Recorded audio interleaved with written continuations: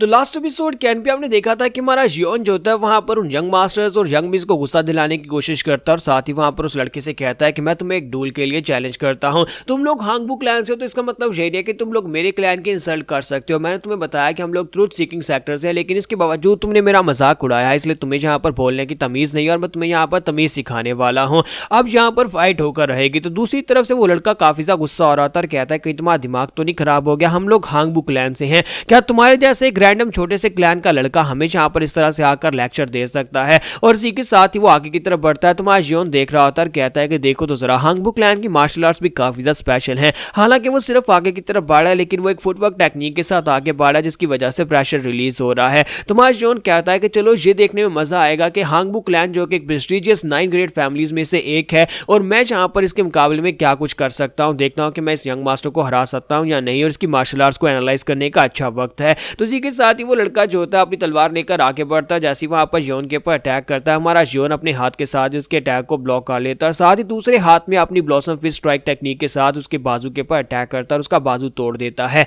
और उसका बाजू तोड़ने के बाद साथ ही वहां पर उसे अपनी स्ट्राइक टेक्निक के साथ वहां पर उसे पंच मारता है। वो जैसे उसकी चेस्ट में पंच मारता है वो बहुत ही पावरफुल पंच होता है, जिसकी वजह से वो लड़का जो होता है पीछे की तरफ गिर जाता है। ये देखने के बाद सभी लोग काफी हैरान होते हैं कि हमारे जियोन ने सिर्फ 2 पंचेस में उसका काम तमाम कर दिया, यानी उसको हरा दिया है। तो उस लड़के के वहां पर गिर जाने के बाद बाकी के सभी लोग अब यहाँ पर देख रहे होते हैं कि अब यहाँ पर क्या होगा। हांगबू क्लैन की मार्शल आर्ट जो कि काफी ज्यादा पावरफुल है और हांगबू क्लैन के यंग मास्टर इतनी आसानी से कैसे हार गए, जो कि यहाँ पर इस ड्रैगन फिनिक्स कंपटीशन में हिस्सा लेने के लिए आया। तुम्हारा जियोन से कहता है कि मुझे तो लगा था कि हांगबू क्लैन की मार्शल आर्ट्स काफी ज्यादा स्पेशल है, लेकिन ये तो बहुत ज्यादा बेकार निकली। जबकि वो लड़की उसे कहते हैं कि ऐसा कैसे हो सकता है, तुम यहाँ पर एक ऐसे छोटे मोटे क्लैन से हो जिसका हमने कभी नाम भी नहीं सुना और तुम यहाँ पर मेरे ब्रदर को कैसे हरा सकते हो। तुम्हारा जियोन से कहता है कि मैंने इस लड़के को जान से नहीं मारा, अगर तुम्हारे पास यहाँ पर कुछ ऐसे लोग हैं जो कि यहाँ पर इसकी मदद कर सकते हैं तो फिर इसकी जान बचाई जा सकती है, क्योंकि हांगबू क्लैन एक बड़ा क्लैन है, तो तुम्हारे पास यहाँ पर ऐसी मेडिसिन तो होनी चाहिए जिससे तुम इसकी जान बचा सको। तो वो लड़की उसे कहती है कि मैं इस बात को याद रखूंगी, मेरा नाम हांगबू म्योंगरिन है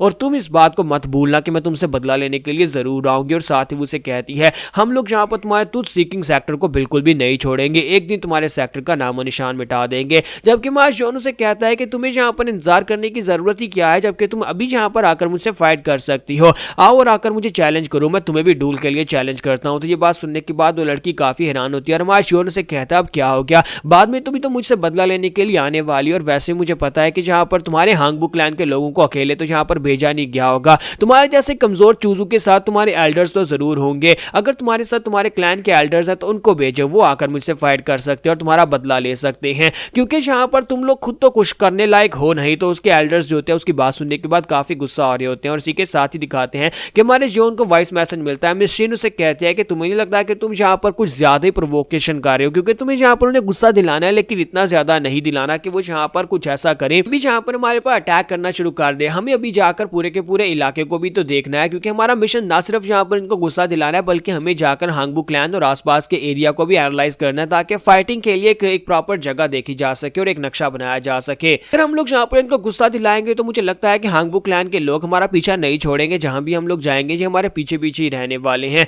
तो मार्श जियोन कहता है कि मैंने तो भी यहाँ पर इनको गुस्सा दिलाया नहीं और मुझे नहीं पता कि गुस्सा कैसे दिलाते हैं, और साथ ही वो कहता है कि मुझे समझ नहीं आ रही कि यहाँ पर इनको कैसे गुस्सा दिलाते हैं, मैं तो बस यहाँ पर इस मिशन को पूरा करने की कोशिश कर रहा हूँ कि यहीं पर इस मिशन को पूरा किया जा सकता है। तो इसी के साथ ही हमारा जियोन जो होता है वहां पर बड़ी तेजी के साथ अपनी फ्लीटिंग फुटस्टेप को यूज करते हुए आगे बढ़ता है। वो सीधा उस लड़की के पास पहुंच जाता है उन एल्डर्स को इग्नोर करते हुए। सभी एल्डर्स भी काफी ज्यादा हैरान हो जाते हैं और कहते हैं कि इसकी स्पीड देखो जी, तो हम सभी को इग्नोर करके इस लड़की के पास पहुंच गया है। तो मार्श जियोन उसके पास पहुंचता है और उसे कहता है कि तुम लोगों ने यहाँ पर मुझे गुस्सा दिलाया, तुम लोगों ने यहाँ पर जानबूझकर हमें हमारे साथ बदतमीजी की, हमारे सेक्टर को नीचा दिखाकर, अब यहाँ पर मैं तुम्हें डूल के लिए चैलेंज कर रहा हूँ, क्या तुम यहाँ पर मेरे साथ डूल करोगी या नहीं। तो वो लड़की आगे से वहां पर खामोश होती है, लेकिन हमारा जियोन जो होता है उसे कॉलर से पकड़कर उठा लेता है, फिर साथ उसे बालू से पकड़ता है और उसे कहता है अब मैं यहाँ पर तुम्हें इस तरह से तो बिल्कुल भी नहीं छोड़ने वाला। जब किसी के साथ उसका ब्रदर निकल कर आ जाता है और कहता है कि तुम्हें नहीं लगता कि तुम यहाँ पर इस लाइन को क्रॉस कर रहे हो जिसे तुम्हें क्रॉस नहीं करना चाहिए। तो यहाँ पर इनका यंग मास्टर, हांगबू क्लैन का यंग मास्टर, वही जो कि इनका टारगेट है, वो निकल कर आता है और कहता है कि हाँ मुझे पता है कि मेरे छोटे ब्रदर और मेरे छोटे बहन भाई ने तुम्हारे साथ बदतमीजी की है,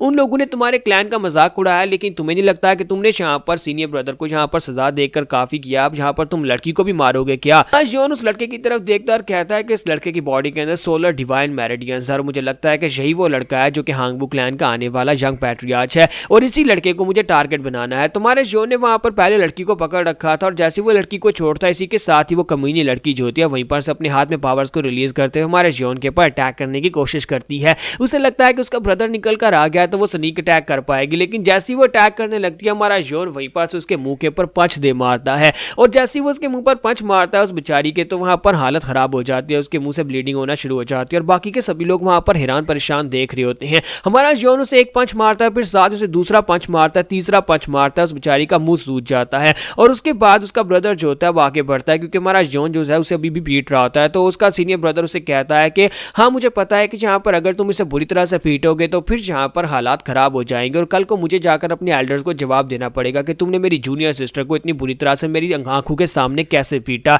तो वो वहां पर बड़ी तेजी के साथ हमारे जियोन के पास पहुंच जाता है। वो भी एक ऐसे स्टेप टेक्निक को यूज कर रहा था जिसकी स्पीड काफी ज्यादा होती है और वहां पर पहुंचने के बाद वो अपनी ग्रैपलिंग टेक्निक को यूज करता है। हमारा जियोन भी अपनी ग्रैपलिंग टेक्निक को यूज करता है और इसी के साथ ही वो उसके हाथ से यानी हमारे जियोन के हाथ से उस लड़की को भी छीन लेता है और साथ ही हमारा जियोन काफी हैरान होता है कि इसके अटैक्स वो काफी ज्यादा स्ट्रॉन्गर और पावरफुल है और जैसे जैसे हमारा जियोन उसके हाथों के साथ अपने हाथ को टकरा रहा होता है उसे यहाँ पर बहुत ही हैवी और हीट वाली एनर्जी महसूस हो रही होती है। तो वो कहता है कि अब मुझे पता चला कि सोलर डिवाइन मेरिडियंस किस तरह से काम करती हैं। सोलर डिवाइन मेरिडियंस जो है इसकी बॉडी के अंदर बहुत ज्यादा एक्सट्रीम हीट को क्रिएट कर रही है जिसकी वजह से इसके हर एक अटैक के अंदर ऐसे लगता है जैसे कि मैं यहाँ पर पावरफुल हीटेड आयरन के साथ हिट हो रहा हूँ। इसी के साथ ही हमारा जियोन सोच रहा था कि ब्लू आई डीमन ने मुझसे कहा था कि ये बिल्कुल मेरे जैसा है, तो मुझे लगता है कि वाकई में जो मेरे जैसा है, मुझे ऐसे ही लग रहा है जैसे कि मैं अपनी ही फोटो कॉपी के साथ यहाँ पर फाइट कर रहा हूँ। तो वो लड़का भी आगे से उसे कहता है कि लड़के मुझे लगता है कि यहाँ पर मुझे ऐसा लगता है जैसे कि तुम मेरे जैसे हो, हम दोनों एक जैसे हैं, तुम भी यहाँ पर तेजी के साथ डेवलप कर रहे हो, तुम भी मेरी टेक्निक्स को यहाँ पर कॉपी कर रहे हो। और इसी के साथ ही हमारा जियोन जो होता है उसे वहाँ पर पुश करने की कोशिश करता है, लेकिन इसी के साथ ही हमारा जियोन खुद वहाँ पर पुश हो जाता है।